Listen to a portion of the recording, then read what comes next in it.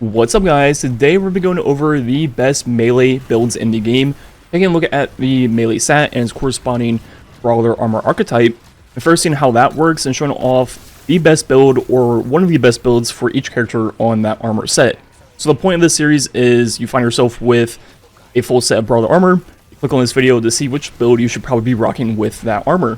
And as I make more and more of these videos in this series and also the best builds for the Portal and Kepler, obviously there will be some crossover and some repeats when you're talking about like 10 plus builds per character. Obviously that's just like naturally happen.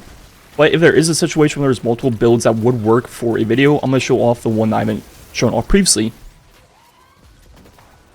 So jumping into the melee stat and how it works. Just like previously with the grenade stat, 0 to 100 will decrease your base melee ability cooldown and increase the melee energy recharge of all sources. It's going to be the same as grenade at 190% at 100 plus, and 1 against roughly be like a 4x increase to your base melee ability cooldown at 100 compared to 0. At 0 is 2 minutes and 45 seconds. Then at 100 it goes down to under 1 minute at 53 seconds for Frenzied Blade. So obviously wait a lot faster. But even more importantly, while at 100, the way the melee energy scales based off all of your sources, so think of perks like Pugilist, or any of the subclass fragments or perks that give melee energy back. So very similar story with Pugilist versus Demo in our previous grenade video. Using Pugilist with 0 melee stat and killing all 14 of these Scions give me like roughly 70% of my melee back, so not a lot, right? Then when we swap back up to 100 melee, it now takes about 10 kills to get our full melee back, and I think it's just because the base cooldown of this melee is a little bit longer than grenades, so it scales a little bit lower, but obviously a lot quicker with 100 melee. I think one of the coolest uses of this scalar and melee energy return is actually Monte Carlo. This 100% works with Monte Carlo as you would expect. So first with just doing damage with the weapon itself, and 1 mag shooting at Carl, we get like 30% of our melee back, but then with 100 melee stat, we get like the full melee back just from 1 mag of damage. And then on final blows with Monte Carlo, there's a chance of getting your full melee charge back. And with 0 or 100 melee, this does not change. It feels like it procs more often, but that's probably just pure placebo.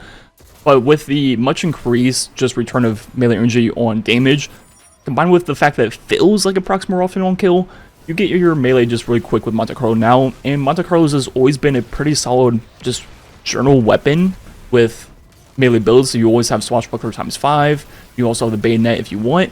I just don't really get the Monte Carlo hate. I like to use it a lot for melee builds, and with the way it now works with the melee stat, definitely something you should try out. And then from 100 to 200, it will increase the damage of your melee, and at 200 it'll be 30%, which doesn't sound like a lot, and you might be thinking, well, melees are additive now, so 30% over an entire build really isn't that big a deal. But this is a scalar to your base melee, and it's going to be 30%, and all of the buffs stack on top of that. So all the other buffs in the game do add, right? So in one of these builds we'll have Banner War and Worm God, and that's going to be 100% and 400% at ×5, and those add together for a total of 500. And so if you compare 100 melee to 200 melee with this build, at 100 melee, our total melee increase will be 500%. You just add the two buffs together, right? And then you might be thinking if you go to 200 melee, it'll just be 530%, but that's not true. This is a scalar to our base melee. So the 30% from the melee stat is one of the only melee buffs in the entire game that's still multiplicative. And so with 200 melee plus Banner War and Worm God, goes up to 7.8x, 680%. So on face value, it might not seem like a lot, but it's actually one of the most important melee increases in the entire game. So first, looking at the best build for the Brawler armor archetype and melee stat for Titan, you can definitely take this multiple routes. The first being the newly reinstated Hammered Titan build. I uploaded a full video about it this week, and that obviously takes advantage of the Brawler set. You could also go the route of Fleshlet Storm on Strand, another just great all-around build for mostly single target damage, and I've already uploaded a full video about that also. So instead, I want to go a different route. I think one thing I've seen a lot of people using this DLC is just the regular Strand Titan with Frenzied Blade, and here we obviously still use Banner of War and Into the Fray. And Into the Fray will give us Woven Mail, and when we have Woven Mail, our melee will recharge a little bit quicker, and this will scale with the melee stat. And so for this melee, we have two choices. We have either Synthoceps, which is only going to be a 165% increase, but all we need is to be surrounded, or we can swap over to Worm God, which at times 5 will be 400%. And as we talked about in previous videos, roughly at the 2 to 3 stacks is where it crosses over from being a little bit worse to a little bit better than Synthoceps. And knowing me, I want to take this build a little bit further and make it a little bit more fun and interesting. And so to get Worm God stacks up, normally you just use your base melee, right? You only have 3 stacks of Frenzied Blade, and you need to save those for the champion, the boss, whatever you're trying to kill. And so you just have to go around meleeing with your base melee to get the stacks up. But going into the DLC, all the glaives in the game now work with most, if not all, of the melee buffs in the game. So our glaive melee can now benefit from Banner of War, which you already did, but now more importantly, Worm God times 5. So now instead of just using our base melee to get stacks of Worm God going, I'm going to use a glaive. And the glaive will do a lot of damage, and the one I'm using is going to be the Vexcalibur. And the reason for this is we get the Overshield going, and so we can stack Overshield with Woven Mail, with Banner of War, and practically be unkillable in this build. We have 2 sources of very high DR with a source of constant healing. And so for this build, you can truly just hold W and just keep clicking melee, and you'll just kill everything in front of you. Then when you get to a champion boss, you have your Frenzied Blade melees that do a lot of damage. You can also run a kinetic shotgun or the new Trials hand cannon with 1-2 punch to get a little bit more damage out of your Frenzied Blade. Then I still like to use a grapple. If you do go the route of getting your third stat to be grenade, you could make this a little bit about your grapple melee also. Then our fragments aren't that important. I have Thread of Warding, just another way to get Woven Mail. Into the Fray should be enough, but there's really not much to use anyway, so why not? Then I have Thread of Generation to help get our grapple back. Then I have Transmutation, just another way to create more tangles. And this will also give us +10 melee, pretty helpful. Then I have Fury to help get our melee back when we do damage with tangles. And so the whole loop of this build is you just use Vexcalibur to get the Overshield going, and then you get the tangles, throw them at your feet for Woven Mail, both of which will help proc Shield Crush, help get our melee back and give it a little bit more damage. Then I like to use Tangled Web to suspend stuff when we create the Tangle, Elemental Coalescence for super energy, Elemental Daze when we stun the champions, and you can also use Refresh Threads to help get our melee back. And finally, you could use Tightly Woven if you're taking this into the grapple version to increase our class ability and grenade stats. And overall, the armor is pretty straightforward. Since this is a multiple charge ability with our Frenzied Blade, we just want to go the way of fonts because kickstarts don't work. So all the normal stuff to create orbs, then a bunch of fonts and things like firepower. But overall, pretty fun twist on just the generic String and Titan build, but with added DR and survivability, a better way to proc Worm God and keep your Frenzied Blade for when you actually need it. Then moving over to Warlock, we really couldn't go any other direction than just Lightning Surge on Prismatic. It is by far clearly the best Warlock melee build, and the best way to take advantage of the Brawler armor set. So quickly going over this, it revolves around the exotic class item with Endless Light and Synthoceps to increase our melee damage, and Endless Light to feed back between our grenade and our melee. Then we rock feed the Void for Devour, obviously Lightning Surge. Then we run Arcane Needle for 3 charges. Then I have Phoenix Dive just for the fast cooldown.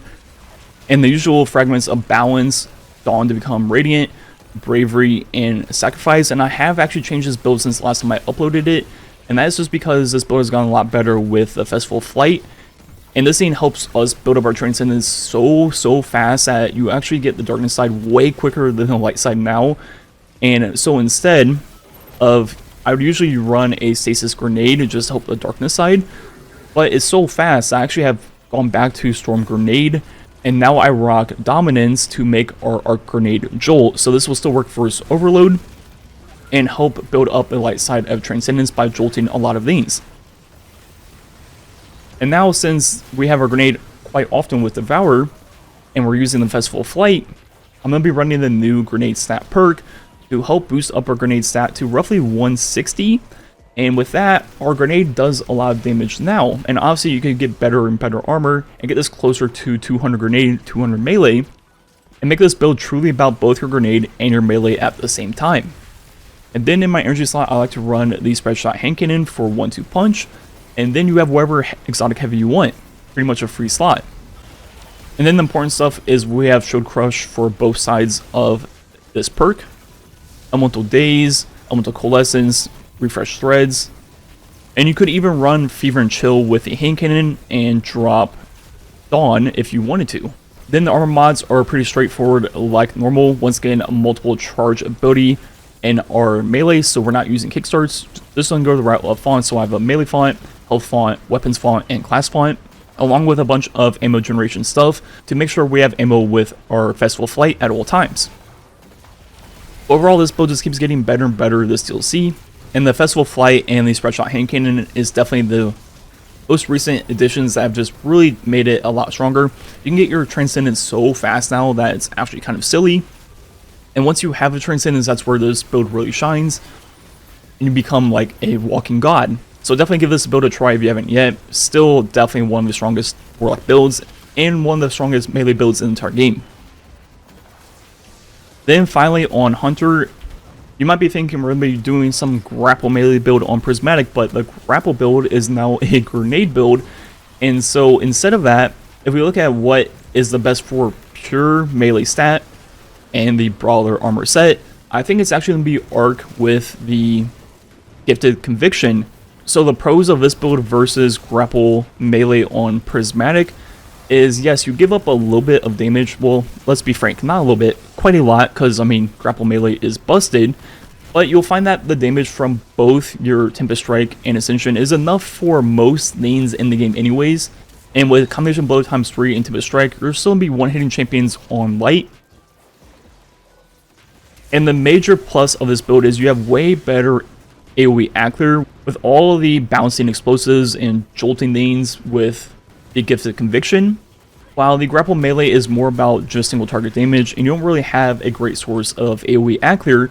And then I would argue that this has better survivability. You have way higher uptime on the DR from Gifted Conviction, and then with Spark of Beacons or Arc Special Final Blows will create a blinding explosion, so everyone will be blind that doesn't get killed anyways in this build. So between the DR and blinding everything, I would say this is one of the highest survivability builds in the entire game, and definitely worth using. So quickly just going over the subclass, we have Gamer's Dodge and Combination Blow for the classic Combination Blow loop. Then you can use whatever grenade you want. I use Flashbang for Unstoppables quite often. Then we have Tempest Strike and Ascension, the two things being buffed by the exotic. Then have Resistance for more DR, Beacons for that blinding, Discharge to create Ionic Traces on Arc Weapon Final Blows, and those Ionic Traces will give us a stack of Bolt Charge. Then I have Ions to create even more Ionic Traces when we defeat a jolted target, and finally Frequency to double the stacks of Bolt Charge from all sources. And when you're using a Brawler armor set, you're forced into health as the secondary stat, and unlike the previous two builds where that was kind of more or less useless because we have Devour or on Titan we have Banner of War, this is obviously quite handy on this build. We do have a little bit built-in healing with Combination Blow, but having another source of healing to stack with all the DR is pretty good, and I find myself just never dying with this build. I could just stand in the middle of an entire room playing on GM and just kind of just stand there and just let them shoot me and nothing really happens. So definitely a build I think people should be using more than they are currently. Obviously Grapple Prismatic is very strong, but I think it's overkill for most content in the game, and something like this actually makes a lot more sense in most lanes. And so once again, pretty straightforward, rocking fonts once again. You do need roughly 65-70 class stat, and the best way to achieve that is with your Brawler armor, just having the third stat be class on like 2 or 3 pieces and you should be fine. Or in my case, I have pretty low class stat, basically just from the masterwork of the armor. So roughly like 25-30, so I'm running double class font to bump that up to roughly 70 with ammo generation and orb creation stuff. And the only thing you need to know about this build is you use your base melee with Ascension for most of the Aclear, but then when you go up to a high health target, a champion, whatever it is, you use Tempest Strike, and it should be enough damage to take care of them. And when you do that, Tempest Strike does not count as a Combination Blow melee, so that means it does not increase the stacks of Combination Blow or refresh your dodge. So you definitely need to not be spamming it that often. You need to use it when you actually have to, and use your base melee for everything else. When you do use your melee, between all the Ionic Traces and like shooting off the Cycle Pomp with Pugilist and Rolling Storm, the go-to arc special I like in this build, you get your melee back so fast that you don't really ever drop the combo, so you should be good to go. But you can use whatever arc special or heavy you have. Ones with Rolling Storm are obviously the best, and if you can find one with Pugilist plus Rolling Storm, that is obviously the most ideal one you can use. Anyways, I think that's me it for the video. The dim links to all three of these builds will obviously be down below. Definitely get yourself a great set of Brawler armor. Every character has at least one, if not multiple, outstanding melee builds right now, and you could argue between this and Grenadier, easily the two best armor sets to have. Anyways, that's gonna be it for the video. Like, usual, thanks for watching. Catch you guys next time.